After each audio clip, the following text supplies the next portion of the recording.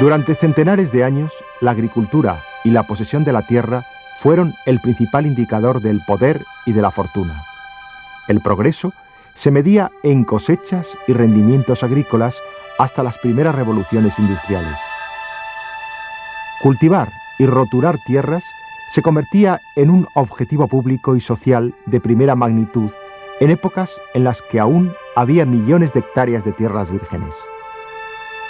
Y no solo se tenía que acudir a las colonias, a los territorios de ultramar o a los lejanos continentes ahora explotados.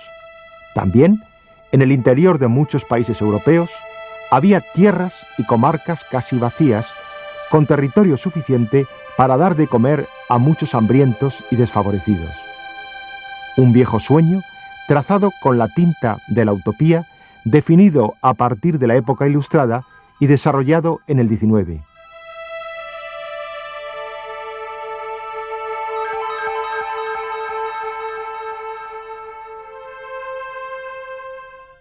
La Ilustración española, a través de Carlos III, repobló el sur de Sierra Morena. En nuestro siglo se han conocido proyectos de repoblación como el denominado Plan Badajoz. Sin embargo, en estos proyectos ha habido mucho de quimera. Conoceremos desde una perspectiva actual qué fue de aquellos proyectos y cuál es su realidad actual.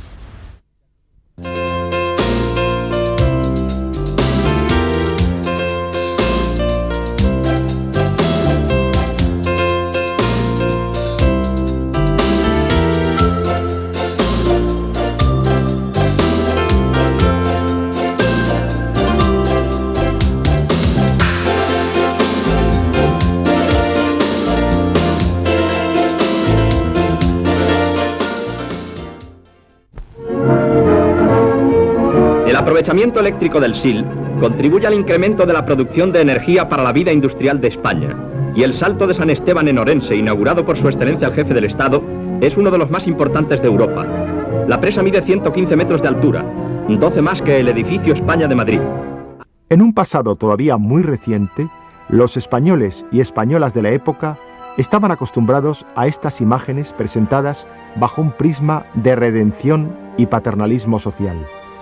Poner en explotación tierras marginales, regar los secos y sedientos cereales, dar vida al campo, se mostraba como un objetivo en una época en transición entre unos valores culturales propios de una sociedad agraria y los de otra industrial y de servicios. En 1770, una real provisión ordenaba el reparto de terrenos entre labradores y braceros. El sueño ilustrado de Carlos III buscó la oportunidad de abrir las tierras a la libre circulación económica, limitando los privilegios ganaderos de la mesta en beneficio de la agricultura y fomentando la pequeña propiedad. Bajo esa perspectiva se desarrollaron los proyectos de repoblación de Sierra Morena. Al sur de la cordillera, entre 1767 y 1775, se asentaron 2.500 familias campesinas.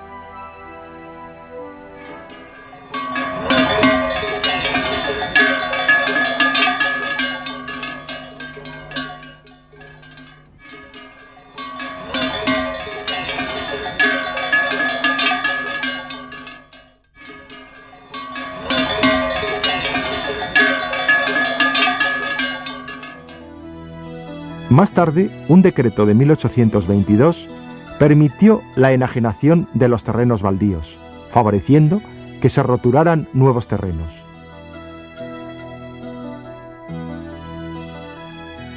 A lo largo de todo este siglo, varios países habían definido su propio concepto de colonias agrícolas, como en Holanda o Alemania, donde se recogía braceros sin trabajo para laborar en el campo. Más allá del continente europeo, en los vastos territorios americanos se concedieron tierras a inmigrantes del viejo continente bajo ciertas condiciones, aun a costa de arrebatárselas a los antiguos propietarios de estas superficies, los indios y las poblaciones autóctonas. El proceso de colonización de los Estados Unidos, del actual territorio de los Estados Unidos a partir del siglo XIX, sobre todo, se realiza, evidentemente, como no podía ser de otra manera, a partir de la expulsión y de introducir en reservas especiales a los auténticos originarios, pueblos originarios de Estados Unidos en reservas, ¿no? Particularmente el proceso se hace imparable desde principios del 19, desde 1803, cuando la Luisiana es comprada por los actuales Estados Unidos a Francia. Posteriormente, con la Revolución Mexicana en 1821, es decir, el proceso es rapidísimo. En 1821, con la toma de Texas y los cambios que se establecen en California, con el teórico encuentro con el oro en California, ya significa una presión absoluta, demográfica, y de una población que ya entonces, la población europea en Estados Unidos eran 30 millones de personas, mientras que los indios norteamericanos en torno a 1865 solo son 300.000 personas. A partir de ese momento, esa diferencia de 10-1 que existe entre la población europea y la población indígena significa que prácticamente todas las tierras que quedan al oeste del Mississippi, que es la frontera que teóricamente a principios del siglo XIX se establece con los indios norteamericanos, para no ser traspasada nunca, se eliminan todos los tratados que se han firmado, y la expansión hacia Oregón, hacia California, hacia el centro de Estados Unidos es masiva. Hay que reconocer además, o hay que decir, debo decir que los indios norteamericanos nunca tuvieron un criterio muy claro de la propiedad privada de la tierra. En el siglo XIX en España se protegió el establecimiento de colonias agrícolas y nuevas poblaciones en terrenos baldíos, siempre que se dedicaran a cultivos, convirtiéndose la posesión en definitiva después de varios años. En caso contrario, revertirían al Estado. Mediado el siglo, se declaraba colonia agrícola aquellas granjas, cortijos y edificaciones en despoblado donde habitasen 5 o más familias. Cuando estuviese a más de 7 kilómetros de una población, contase con 100 o más casas o edificaciones, el Estado le construiría una iglesia y durante 10 años pagaría a un médico, veterinario y maestro. En 1907, una ley de colonización interior pretendía poblar el campo, arraigar a las familias trabajadoras y pobres en una época de migración hacia América del Sur, para cultivar tierras incultas según el texto original, permitiendo la concesión de terrenos por lotes de extensión para el sustento de una familia. Durante 5 años se trabajaba en régimen de posesión, pasando al de propiedad, pero ésta se podía perder si se dejaba de cultivar. El resultado fue muy irregular. Venía a someter a los colonos a una absoluta dependencia de la actividad agrícola, sin apenas posibilidad alguna de cambio. Los malos resultados económicos de la década de los 40 en España, fundamentalmente las dificultades de abastecimiento alimentario y las pésimas cosechas, marcaron unas condiciones de penuria que el dirigismo y la centralización en ningún caso lograron paliar. En esta época se lanzan los planes de colonización interior, fundamentalmente el Plan Jaén, las colonizaciones en el campo de Gibraltar y las de las marismas del Guadalquivir. Medio siglo más tarde, esta es la imagen actual de pueblos de colonización como Villafranco del Guadalquivir, al sur de la provincia de Sevilla y junto a Doñana. El pueblo sigue manteniendo una identidad agrícola, aunque la cercanía a la capital sevillana y la mejora de las vías de acceso a la capital del Guadalquivir está transformando algunos de estos pueblos en casi dormitorios de Sevilla.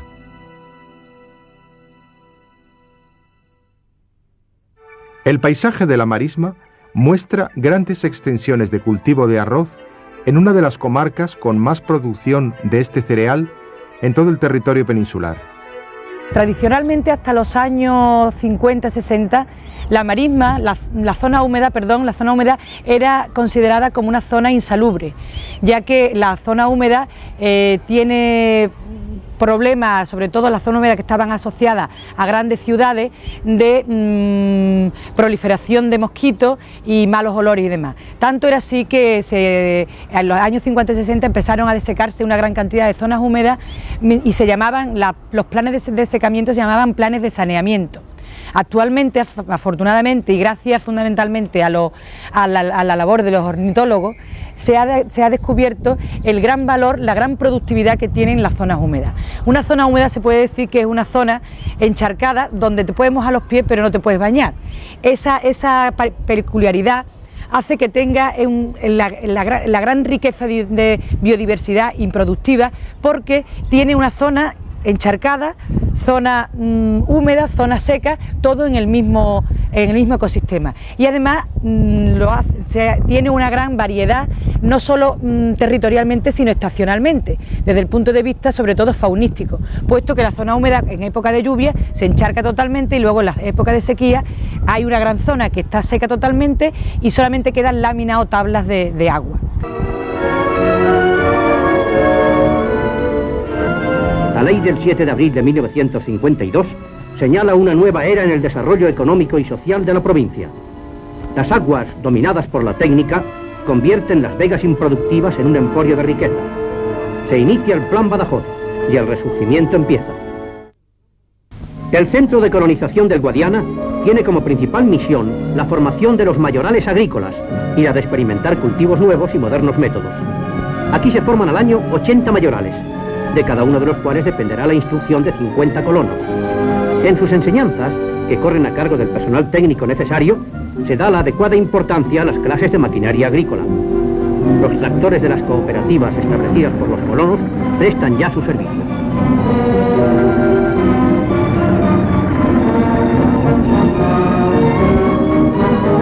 El regadío no es solo una esperanza, es ya una realidad. Las previsiones del plan se cumplen. Un equipo de hombres con entusiasmo y conocimiento lleva a cabo la transformación de la provincia que resurge. Al principio de los años 50 se crearon algunos nuevos pueblos en la comarca de Montijo, en Badajoz, con el establecimiento de unas 6.000 familias. En 1952 se lanzaba el llamado Plan Badajoz, mostrado como una de las grandes realizaciones del anterior régimen. El plan se marcaba como objetivo la industrialización, la colonización y el acondicionamiento de la provincia, con la regulación del río Guadiana, la transformación en regadío de varias vegas altas y bajas, la repoblación forestal, la mejora de las comunicaciones y la electrificación de un territorio en el que se crearon distintas entidades de población de nuevo cuño. Sus denominaciones, en este documental de la época, están asociadas a la simbología del sistema político imperante. Valdivia ostenta en la portada de su iglesia la imagen de la Virgen de Guadalupe, patrona de Extremadura y reina de la Hispanidad. Guadiana del Caudillo, blanco y luminoso. Novelda del Guadiana, con el detalle del clásico balcón trujillano. Sagrajas. Pueblo Nuevo, con sus calles de limpio trazado y albas y pulcras viviendas, en las que de nuevo se animará el impulso de la historia y del trabajo. No conseguidos en la década de los 50 los objetivos del plan, se realizaron otras inversiones hasta casi el final de los 60 para cubrir algunas de las previsiones. Los colonos recibían aperos, lotes de tierra y vivienda, así como determinados equipamientos ligados a las tareas agrícolas bajo ciertas condiciones. Sin embargo, proyectos de este tipo no evitaron la sangría de migración hacia Europa y a las zonas más industrializadas de España por parte de poblaciones como la andaluza, extremeña o manchega.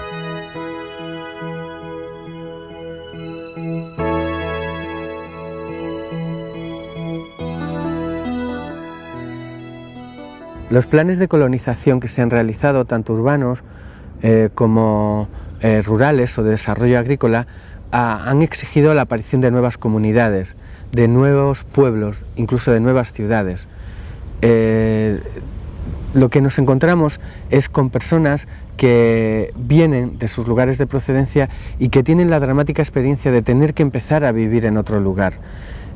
los emigrantes, las personas desplazadas, las personas que tienen que acostumbrarse a vivir en otro lugar, exige este tipo de experiencia, exige tiene un coste psicológico extraordinario que podemos evaluar en términos de adaptación psicosocial al nuevo entorno. Las personas tienen que aprender a vivir en un nuevo entorno y tienen que aprender a vivir con una nueva red social, es decir, con unos nuevos vecinos. Y esto es algo que produce un cambio en las rutinas, si podemos denominarlas así, en las rutinas de la vida diaria y que tiene costosos efectos psicológicos. En el caso de los planes de colonización de los años 40, 50 y 60 en España, este coste se vivió sobre todo en términos de fragmentación de la comunidad, de dificultades para el desarrollo de la comunidad. En los pueblos de los distintos planes de desarrollo agrícola, el Plan Badajoz, por ejemplo. Y esto, lo que es lamentable es que haya sido ignorado por los técnicos que estaban solo preocupados por el arreglo, por la movilización de los recursos de tierra y agropecuarios necesarios para la supervivencia. Un bien tan importante como el agua y el abastecimiento del mismo no se ha logrado en zonas de Extremadura hasta los años 80. El macroembalse de La Serena, en la provincia de Badajoz, inaugurado en 1990, alcanzó toda su capacidad de embalsamiento en 1997, tras un periodo de lluvias muy favorable.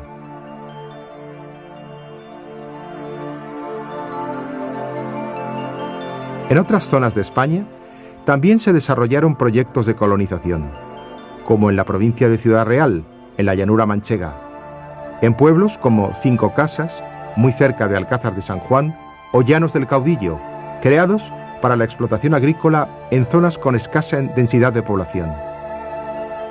Todos los proyectos de colonización interior se mostraban impregnados de una filosofía de explotación de tierras y de asentamiento de poblaciones. Su concepto aparecía totalmente al margen de la posterior dinámica social, obligando prácticamente a los colonos a ligarse de por vida a las actividades agrícolas, bajo perfiles de dirigismo. La imagen de estos pueblos de colonización, en el paisaje de tierras extremeñas, manchegas o andaluzas, se erige en testimonio de la arquitectura de una época en la que se carecía de vínculos con los mercados exteriores y las posibilidades de acceder a otras formas de educación, actividad o de empleo se veían seriamente limitadas para buena parte de la población. Lejos de la dependencia del ente administrativo al que estaban adscritos, estos pueblos de colonización hoy son unidades en el paisaje que marcan un perfil muy singular y característico.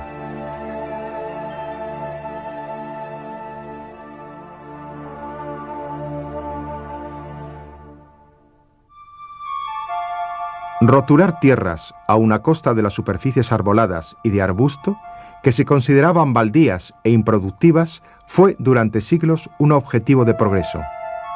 Han tenido que pasar muchos años para que se revalorice el papel de los bosques y árboles, incluso como recurso.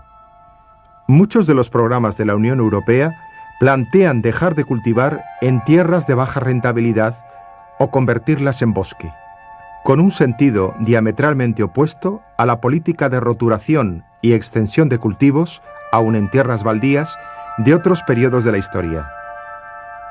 La obsesión por crear nuevas superficies de cultivo llevó en otras épocas a que se cometieran auténticos atentados desde el punto de vista ecológico, pero que en esas épocas no eran considerados como tales, sino como exponentes del progreso. En este capítulo mencionaremos las desecaciones de lagunas y zonas húmedas. En la primera mitad de este siglo, cuando aún causaban estragos enfermedades como el paludismo, muchos regímenes políticos se lanzaron a una operación de desecación de pantanos, charcas y lagunas. Como ocurrió con Mussolini en la Italia fascista, que se preciaba de haber desecado humedales para convertirlos en tierras cultivables, sin el riesgo de la insalubridad para las poblaciones limítrofes. Uno de los ejemplos más notorios de desecación en el territorio español es el de la laguna de la Janda, en la provincia de Cádiz. Viejos mapas de los siglos XVII y XVIII mostraban la magnitud de esta laguna.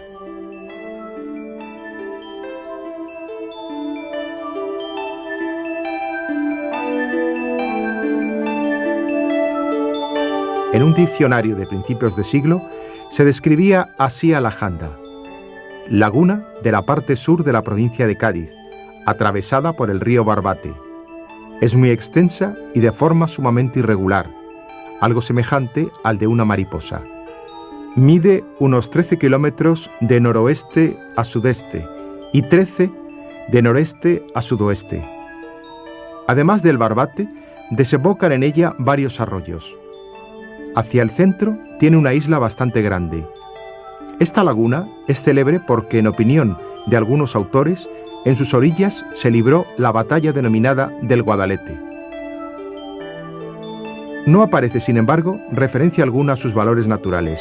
En un libro del británico Yates, que se publicó en 1940, se citaba en esta laguna la presencia de una enorme colonia de garzas y muchas aves acuáticas. Diversas visitas anteriores de científicos y aficionados a la naturaleza británicos habían ya señalado la importancia ornitológica y de la vegetación de este entorno. Al principio de los años 50 se diseñaron los primeros proyectos para la desecación de la laguna. Varios meses después se aplicó un plan que eliminó la laguna para convertirla en terreno cultivable. 4 décadas más tarde, y en años húmedos, han vuelto a aparecer lagunillas y pequeños depósitos de agua en un espacio sobre el que hoy existen planes de recuperación. Se intenta favorecer el hábitat acuoso que contribuya a arraigar la presencia de aves y el desarrollo de una vegetación tan rica y variada como la que pudo haber en la Janda antes de su desecación. Las talas abusivas de su superficie arbórea, que tuvieron lugar a finales del XIX, también contribuyeron a degradar este entorno. Hoy, cuando ya no existe esa presión por ganar terreno al bosque y a los humedales en beneficio de una agricultura ahora mucho más tecnificada, se destaca el valor de mantener unos ecosistemas de la mayor variedad y diversidad, con la previsión de alternativas económicas y de desarrollo a partir de nuevos recursos que aminoren los impactos negativos en el medio ambiente.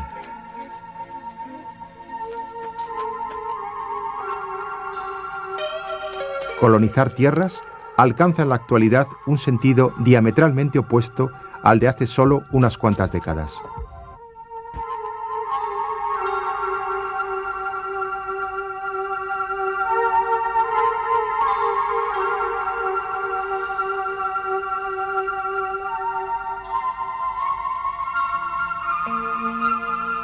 En el planeta hay islas que son verdaderos continentes, como es Australia. En España tenemos ejemplos de pequeños microcontinentes, como son algunas islas tipo Mallorca, Gran Canaria o Tenerife. La isla tradicionalmente estaba asociada a un concepto de gueto, de aislamiento, de soledad. Sin embargo, en nuestra época, las islas pueden ser uno de los espacios más cosmopolitas.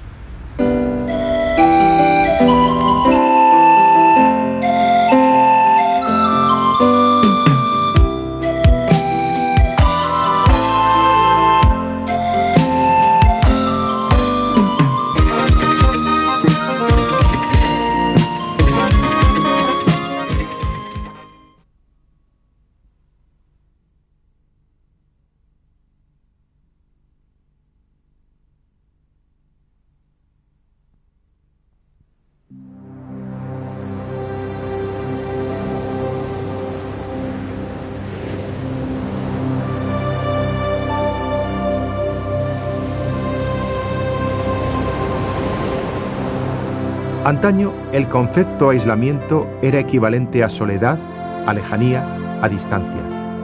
Pero en nuestra época, la isla no es ni mucho menos un reducto, excepto en algunas muy pequeñas. El mar fue tradicionalmente, desde el principio de los siglos, la principal vía de comunicación y de transporte, frente a las dificultades que presentaba la orografía terrestre. La isla puede ser un ecosistema propio y definido en función de las características de unidad que permite el marco geográfico. Hay islas que son auténticos continentes, como es el caso de Australia. En España también tenemos islas que son una especie de microcontinentes. Este sería el caso de Mallorca, de Tenerife o de Gran Canaria. Sin embargo, también hay pequeñas islas que tienen un gran interés desde el punto de vista medioambiental y paisajístico. La isla, antaño, era un concepto que sugería soledad, distancia, aislamiento. Hoy, en cambio, la isla sugiere en buena medida cosmopolitismo, relación con el resto del mundo. Conoceremos cuál es el perfil del paisaje de nuestras islas.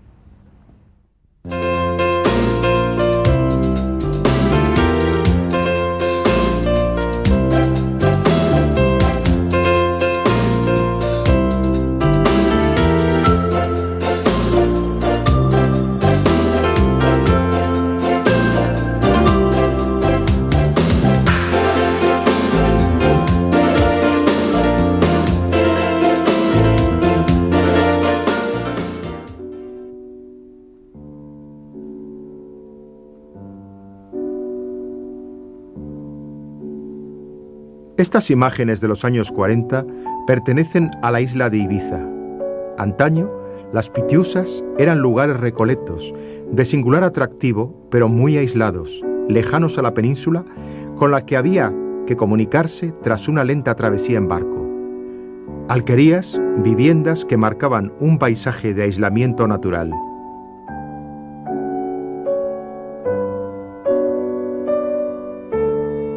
En los siglos anteriores, sus habitantes se habían refugiado en las torres y fortificaciones de interior para defenderse de los piratas y corsarios del Mediterráneo. Costaría trabajo identificar esta imagen de arados rurales, de mujeres trabajando a mano en el campo ibicenco, con el actual paisaje de la bulliciosa, cosmopolita y pujante Ibiza del momento presente.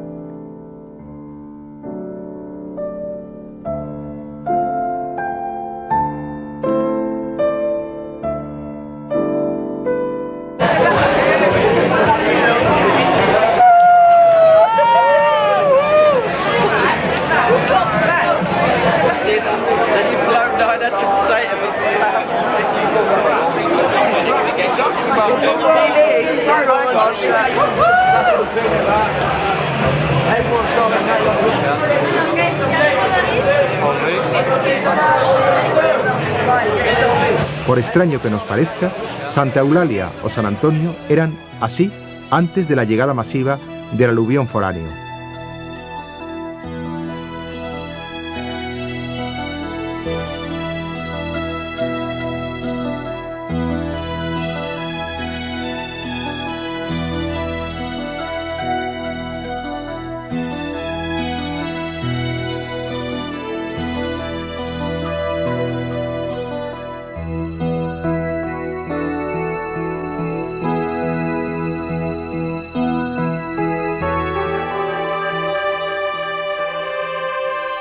No andaría muy lejos la Mallorca de esa época a la que pertenecen estas imágenes de la posguerra española sobre agricultura y trabajo rural. Y es que Mallorca, como el resto de las Baleares, tuvo en otras épocas un papel floreciente desde el punto de vista cultural o del comercio. Pero sus características de archipiélago le aportaron ventajas y desventajas. Entre las primeras, el mantenimiento de una identidad. Como factor negativo, el aislamiento que afectaba a una parte de sus habitantes.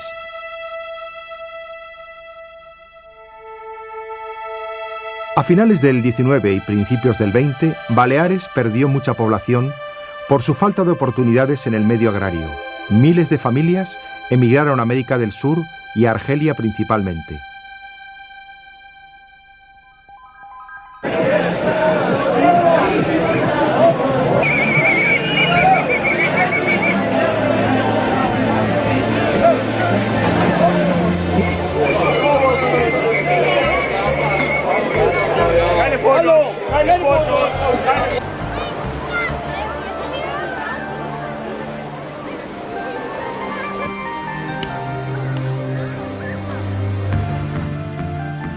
Algunas de las islas mayores han cumplido su papel de minicontinentes, no solo desde el punto de vista natural o ambiental, sino también del cultural y humano.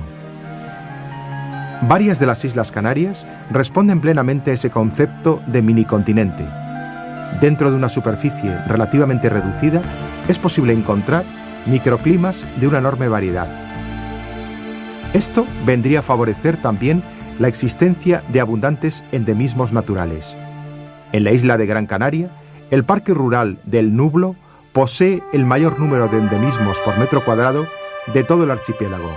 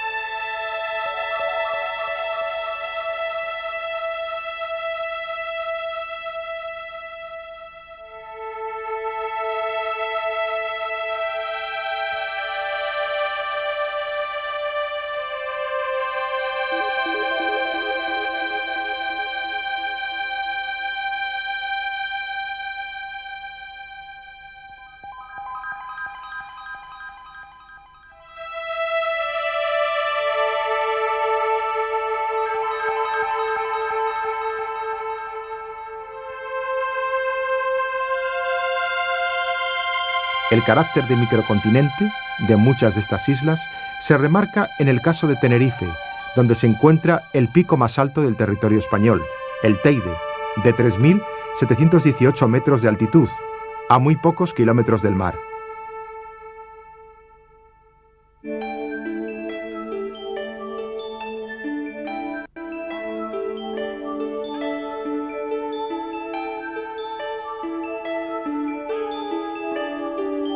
El concepto de biodiversidad tiene un especial protagonismo en el caso de la isla de La Palma. Hace millones de años, una montaña de 3 o 4.000 metros de altitud se desplomó por efecto del magma subterráneo, formándose lo que hoy se conoce por Caldera de Taburiente, una de las maravillas de la naturaleza, con su circo de 28 kilómetros de diámetro, donde viven especies vegetales y animales de singular relieve. Actual parque nacional que se completa con sus bosques de laurisilva, en el que Los Tilos ha sido declarada Reserva Mundial de la Biosfera por la UNESCO. En muchas de estas islas se pueden combinar en pocos kilómetros de distancia características humanas de una cultura de montaña junto a otra de litoral. Los grupos humanos están asentados sobre un territorio y la importancia que tiene el territorio para un grupo humano depende de la claridad con que están establecidos sus límites. En el caso concreto, por ejemplo, de zonas de alta montaña, donde los límites geográficos marcan claramente las fronteras reales entre un lugar y otro lugar diferente, estos elementos geográficos se convierten en elementos claves de la identidad. Y algo parecido ocurre con lo que podemos denominar los síndromes de insularidad, es decir, aquellas situaciones en las cuales la propia terminación del terreno marca el límite del territorio. La primera consecuencia de estos hechos geográficos que marcan claramente, que delimitan claramente el territorio, son el reforzamiento de la identidad del grupo frente a los grupos de fuera en el sentido espacial del territorio, frente al exogrupo, también físicamente hablando. El carácter de microclima de algunas islas de dimensiones reducidas marca profundas diferencias. Un ejemplo es La Gomera. Frente al paisaje reseco y árido de las zonas más bajas de la isla, la altiplanicie, al abrigo de los vientos alisios, ha creado un microclima de intensa vegetación de tonos permanentemente verdes, tal y como se muestra en el actual Parque Nacional de Garajonay.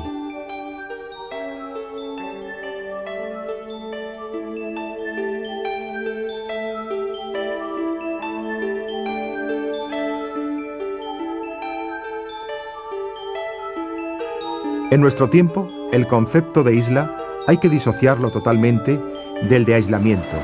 El ejemplo nos lo muestran dos de las ciudades más cosmopolitas de España, Las Palmas de Gran Canaria y Palma de Mallorca en las Baleares. El caso de Las Palmas es muy significativo. No solo es la ciudad con más población de Canarias, sino una de las que más han crecido de toda España y, a su vez, uno de los puertos más importantes de la subregión. La revalorización del efecto insularidad, como influencia del turismo, ha transformado no solo la actividad de sus poblaciones, sino también su propio paisaje, abocado a una alternativa de ocio y comercio, convertido en uno de los motores de generación de recursos de nuestro tiempo. La mejora de las comunicaciones y la popularización del transporte aéreo han terminado por acabar con algunas secuelas de aislamiento de las antiguas islas.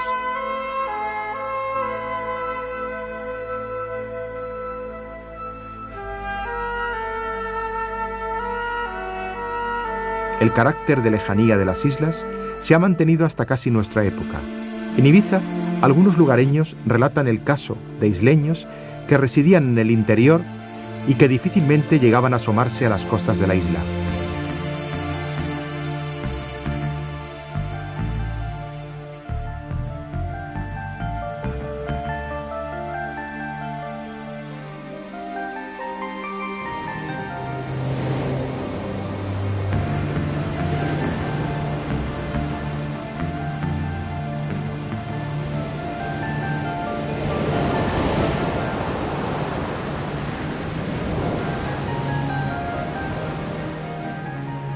Antaño, las islas fueron consideradas guetos donde se condenaba a disidentes o personajes molestos al destierro. Basta considerar cómo, durante muchos años, incluido el pasado régimen, la isla de Fuerteventura o la de El Hierro fueron destino para personajes condenados, empezando por Miguel de Unamuno y siguiendo ya en los 50 y 60 por opuestos políticamente al sistema imperante. Estos lugares de destierro eran entonces ámbitos muy alejados y distantes del continente, en sociedades aisladas que no disponían de la calidad de vida actual de estas islas. Mi abuelo, Miguel de Unamuno, estuvo desterrado en la isla de Fuerteventura. Lo desterró el dictador Primo de Rivera. Y era un hombre que entonces, esto fue en el año 24, estuvo unos meses allí, entonces tenía 59 años. Se recorrió la isla a pie, porque por supuesto no había ningún procedimiento para andar por allí. Entonces la capital de Fuerteventura, que hoy día se llama Puerto del Rosario, se llamaba Puerto Cabras, porque en realidad lo único que había por allí eran cabras. Y se recorrió la isla a pie, pero porque era un hombre que tenía una valentía increíble, interior y exterior, y la infraestructura de la isla no estaba para que nadie estuviera allí, nada más que los que vivían allí de las cabras. Tanto es así que hoy día, por lo visto, creo que llegan aviones y hay unas playas magníficas, que por cierto la playa de allí es magnífica porque yo estuve, y en el año 24, que como digo estuvo allí, le fueron a buscar los intelectuales franceses, los periodistas de Le Quotidien, y fueron en barco, pero el barco no pudo atracar en la isla. Tuvieron que soltar un velero que se llamaba el Aiglon, para recogerle, para llevarle a las costas francesas. Quiero decir con esto que han cambiado muchísimo las cosas en las islas y ahora, por lo visto, Fuerteventura es un emporio turístico magnífico.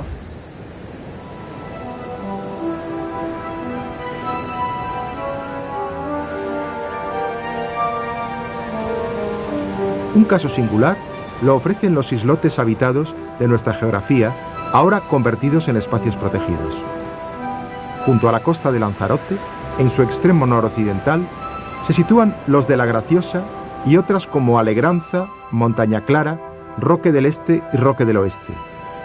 El único habitado es el de La Graciosa, que como todo el conjunto ha sido declarado parque natural.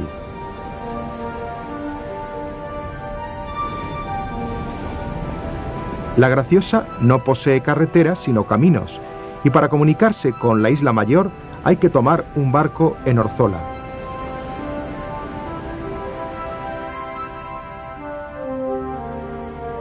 Unos pocos centenares de familias habitan esta isla menor que trata de ser mantenida como antaño, a salvo de intentos de mixtificación.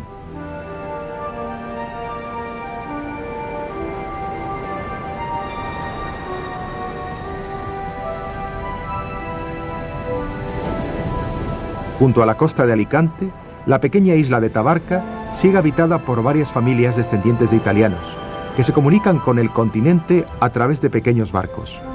Tabarca ha mantenido también una pugna por evitar una reconversión brutal de su paisaje. Hoy se utiliza energía solar para su electrificación.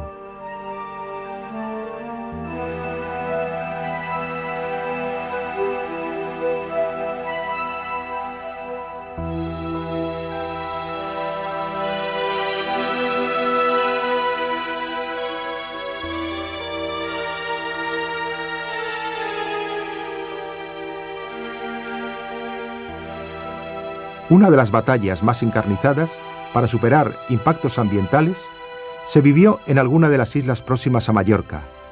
Durante los años 70, Sa Dragonera fue el símbolo de la lucha por el conservacionismo en las Baleares. En aquella época, hace casi un cuarto de siglo, se proyectó una gran urbanización de lujo a construir en la isla. La presión popular motivó que finalmente el Consell Insular de Mallorca lo adquiriera para ser declarado espacio protegido. Antaño, la Dragonera fue refugio de piratas y de corsarios. Incluso a principios del siglo XX, se obtenía carbón de leña construyéndose bancales para el cultivo de almendro, olivo y cereal. A su importancia como refugio de aves hay que destacar el interés de sus fondos marinos, importancia que comparte con otros archipiélagos de reducidas dimensiones, como el de la Cabrera, hoy reconocido como parque natural.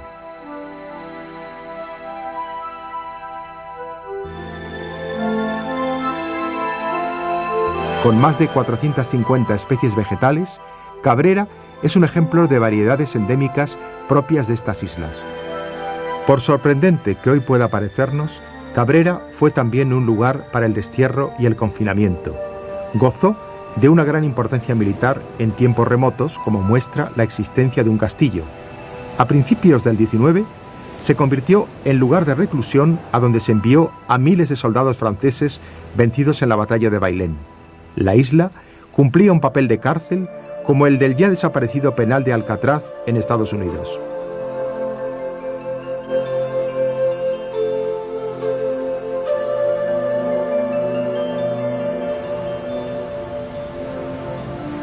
La importancia de la isla como espacio cerrado y propio se muestra en algunas de las de la costa gallega, como el archipiélago de las Cíes, las Sisargas o la isla de Oms, zonas de especial interés para las aves.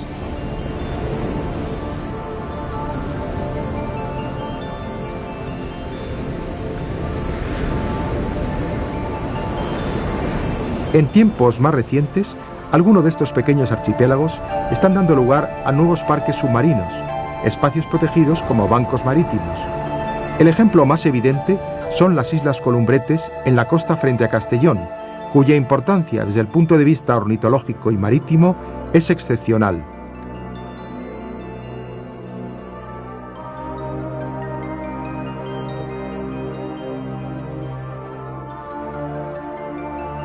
A la hora de plantear la preservación de unos valores ambientales, hay que relacionarlos forzosamente con los valores sociales y culturales. Cuestión mucho más importante en el caso de un espacio tan delimitado como una isla. Un ejemplo es el de la isla de Formentera, en las Baleares.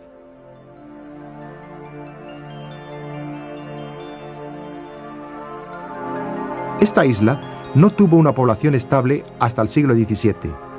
Desde el punto de vista humano, sus actuales 5.000 habitantes constituyen una población aislada, en comparación con las del resto del archipiélago balear.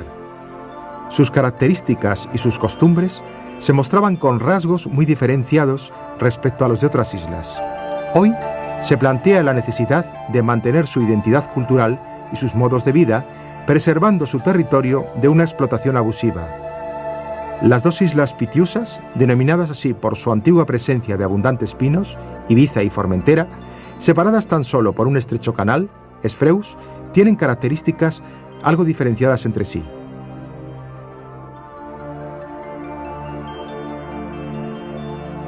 Frente a la orografía accidentada de Ibiza, abundante en pinares, Formentera es totalmente plana y desprotegida de los vientos, lo que plantea bastantes dificultades para el desarrollo de los cultivos.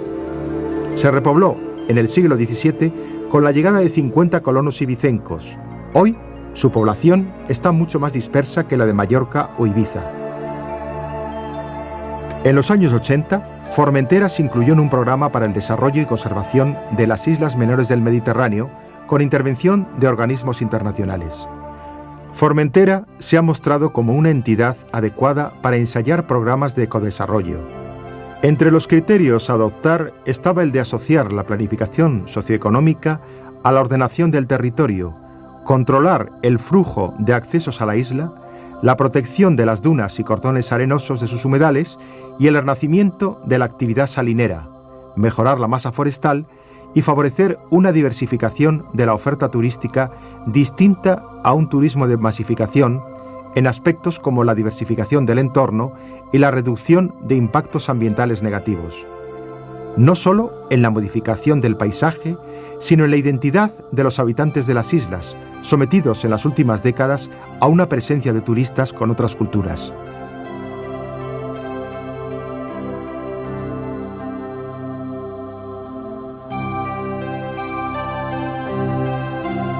La fragilidad de un ecosistema natural, pero también humano, se ponen de relevancia en las pequeñas islas sometidas al flujo del turismo en la última parte del siglo. En realidad, las comunicaciones o el turismo han sido factores que han contribuido a transformar, para bien o para mal, el anterior binomio isla-aislamiento.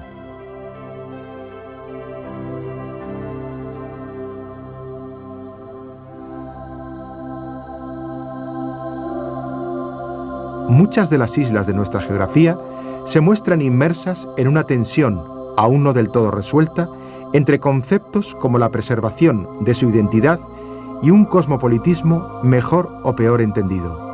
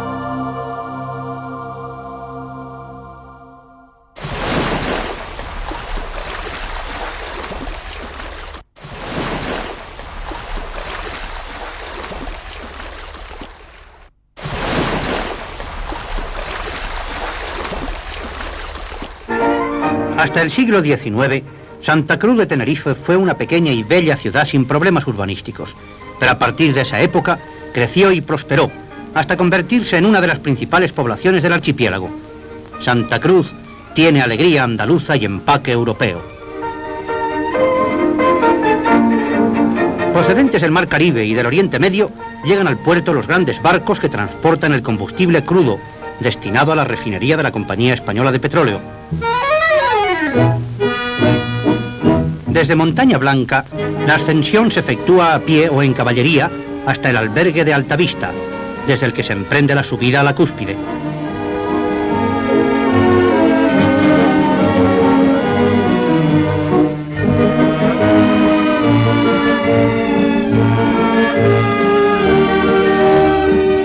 Los vapores de azufre anuncian ya lo inmediato del cráter. Desde lo alto, la visión isleña adquiere la máxima emoción y es como una espiritualización de la tierra.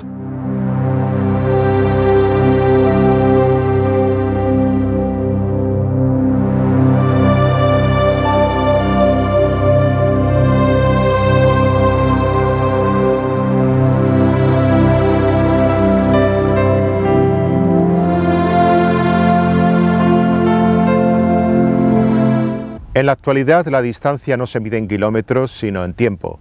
La popularización de los transportes, sobre todo de los aéreos, ha contribuido a transformar el concepto de aislamiento-cosmopolitismo. En estos momentos los lugares más aislados de nuestro país son aquellos que se encuentran distantes de los grandes centros de comunicación, de las vías de comunicación como de las autovías o bien de una estación de ferrocarril o de un aeropuerto. Conoceremos de qué manera han influido los elementos cosmopolitismo y aislamiento en la vida de nuestros conciudadanos.